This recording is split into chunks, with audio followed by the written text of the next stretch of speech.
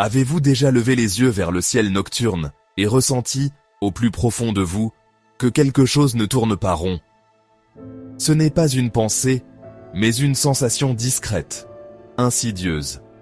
Une légère dissonance dans la grande et silencieuse symphonie du cosmos. Vous vous tenez sous les étoiles, sentant une question se former dans votre esprit, une question qu'on vous a appris à ignorer.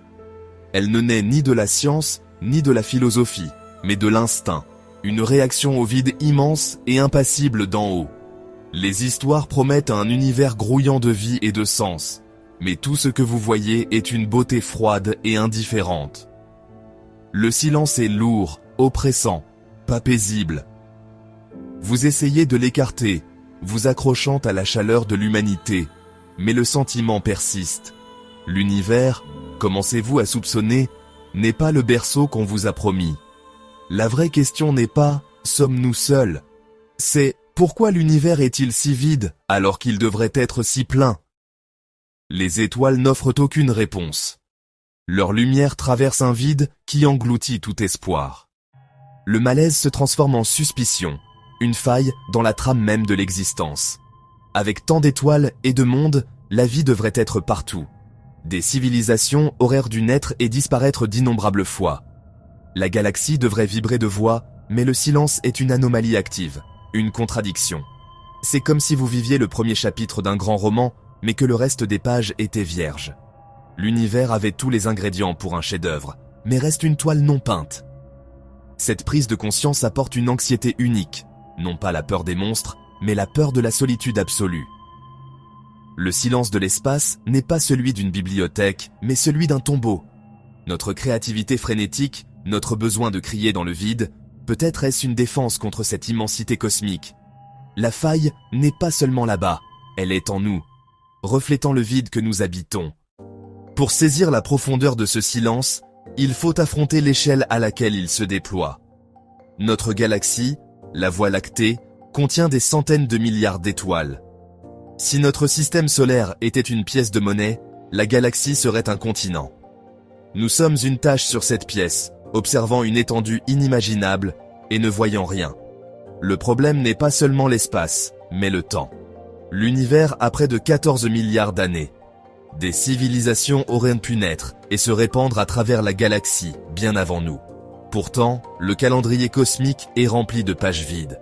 Nos émissions ont duré à peine un siècle, un battement de cœur à l'échelle galactique. Le silence est ancien, précédant nos premières questions.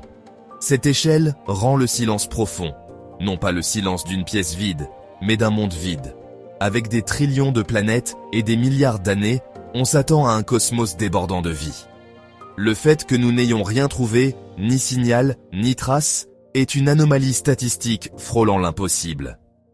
L'univers nous crie son vide. Ce vide a un nom, le grand silence.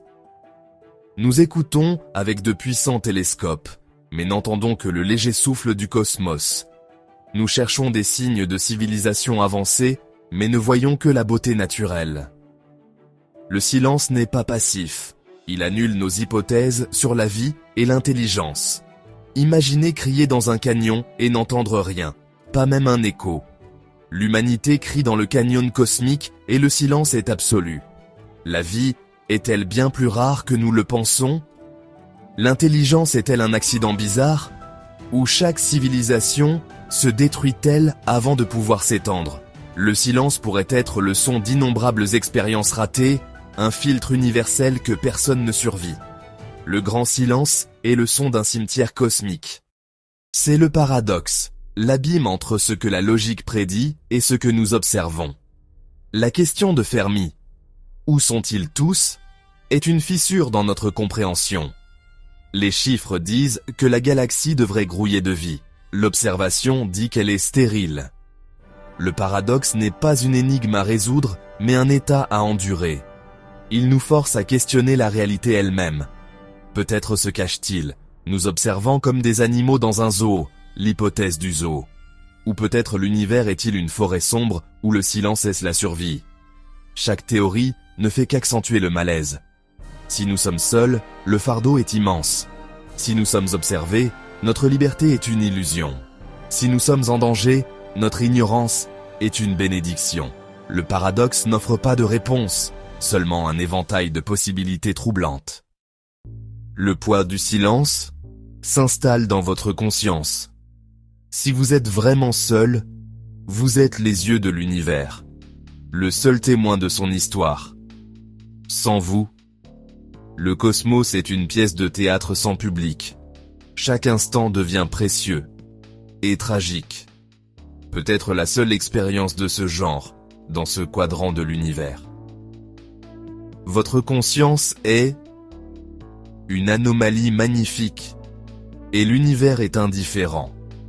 Votre esprit est-il un outil évolutif? Ou la façon dont l'univers se regarde dans un miroir, le sens que vous trouvez dans la vie semble à la fois réel et insignifiant face à cette solitude cosmique. Le grand silence murmure. Votre existence peut tout signifier pour vous, mais rien pour le cosmos. J'ai porté ce silence en moi, luttant avec des théories et des probabilités. Aucune des explications habituelles n'apporte de réconfort.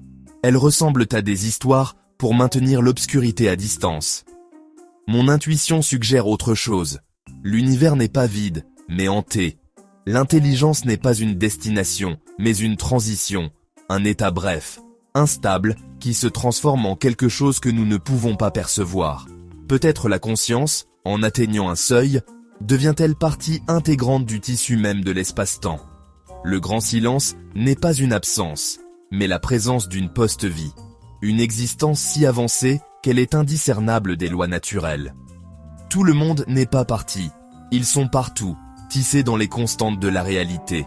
Ils n'ont pas disparu, ils se sont sublimés, devenant la structure elle-même. Une nuit, j'ai observé le ciel, allongé dans l'herbe froide, et j'ai ressenti ce vertige étrange, comme si le silence lui-même me regardait en retour. Mon cœur s'est serré, sans raison claire. Nous sommes comme des insectes sur un géant endormi, des enfants dans une pièce où les adultes sont devenus les murs. Ils ne sont pas silencieux, nous sommes simplement sourds à leur langage. Le silence est le son de leur indifférence transcendante. Il ne vous reste que l'écho de la question de Fermi, de votre propre conscience éphémère. Peut-être n'y a-t-il pas de réponse définitive. Le silence n'est pas un vide, mais un miroir, reflétant votre propre quête de sens, ou peut-être autre chose que nous ne pouvons pas encore saisir.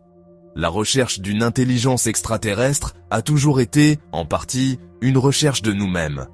Mais la réponse pourrait rester hors de portée. Le silence nous dit, notre place est ce que nous en faisons, ou ce que nous croyons en faire.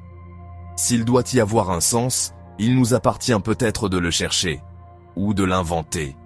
La responsabilité est terrifiante, mais elle est aussi une invitation. Le silence vous transforme, ou vous laisse incertain. Les préoccupations du monde semblent fragiles, mises en scène sur une petite île dans un océan infini. Peut-être est-ce là toute leur beauté. Vous voulez dire à tout le monde, arrêtez, levez les yeux, écoutez, peut-être entendrez-vous quelque chose, ou peut-être pas. Ce n'est pas du désespoir, mais une étrange et sombre clarté.